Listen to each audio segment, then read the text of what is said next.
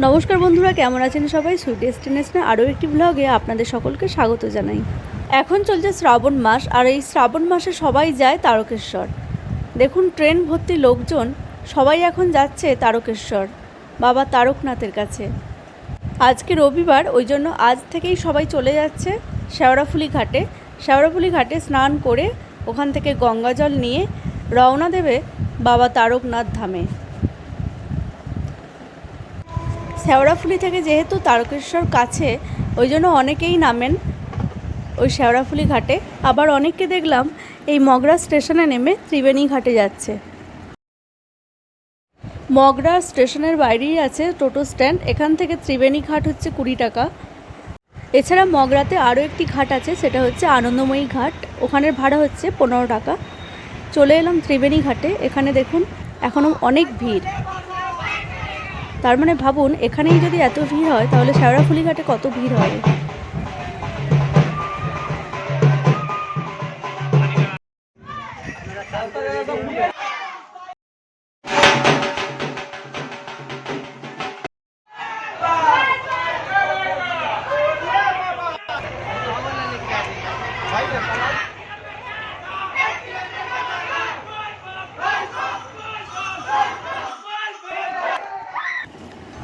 আজকে আমি এখানে এসেছি গঙ্গা স্নান করতে, আর নদীর এইরকম সুন্দর রূপ দেখে মনটা পুরো ভরে গেল।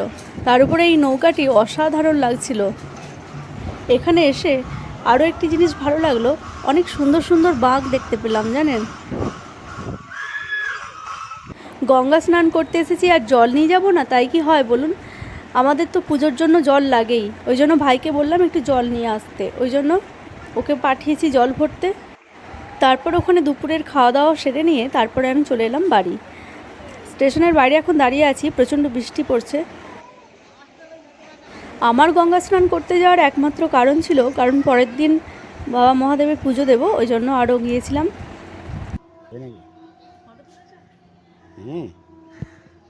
তো ফিরে এলাম পরের দিন সকালে। আমি রেডি হয়ে গেছি স্নান করে, এবার যাব মহাদেবের মন্দিরে।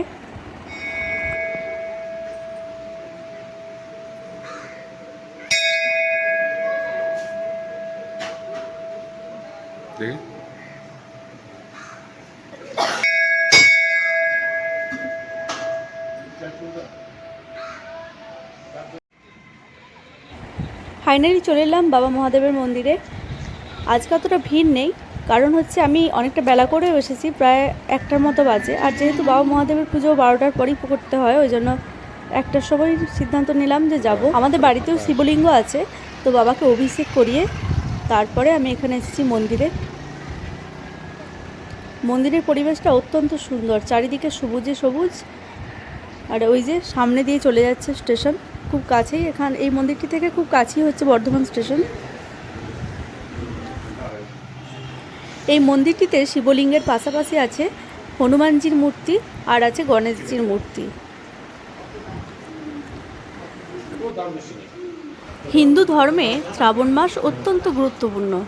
এই মাসকে দেবাদিদেব শিবের মাস বলে মনে করা হয়। বছরের এই সময়টিতে শিবকে সন্তুষ্ট করতে ভক্তরা কোনো ত্রুটি রাখেন না।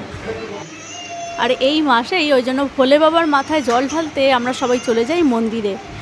জানেন কি এই মাসেই কেন ভোলে বাবার পুজো করা হয়?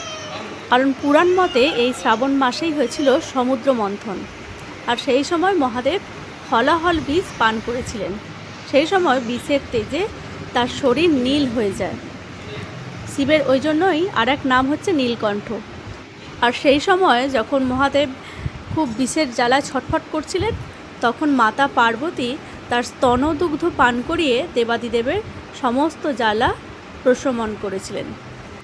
আর এইভাবেই সৃষ্টির রক্ষা করেছিলেন মহাদেব, আর সেই জন্য মহাদেবকে সৃষ্টির রক্ষাকর্তা বলা হয়। এই সময় দেখবেন মেয়েরা সবুজ চুড়ি পরে। কেন পরে বলুন তো?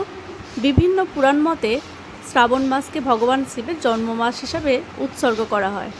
এই সময় চারিদিক বর্ষার জলে পরিপুষ্ট, আর হচ্ছে প্রকৃতি সবুজ থাকে, শস্য শ্যামলা থাকে।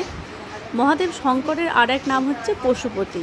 পশু পাখিরা যেখানে প্রকৃতিতে লালিত পালিত হয়, আর পশুদের পাশাপাশি প্রকৃতিও মহাদেবের কাছে খুব প্রিয়।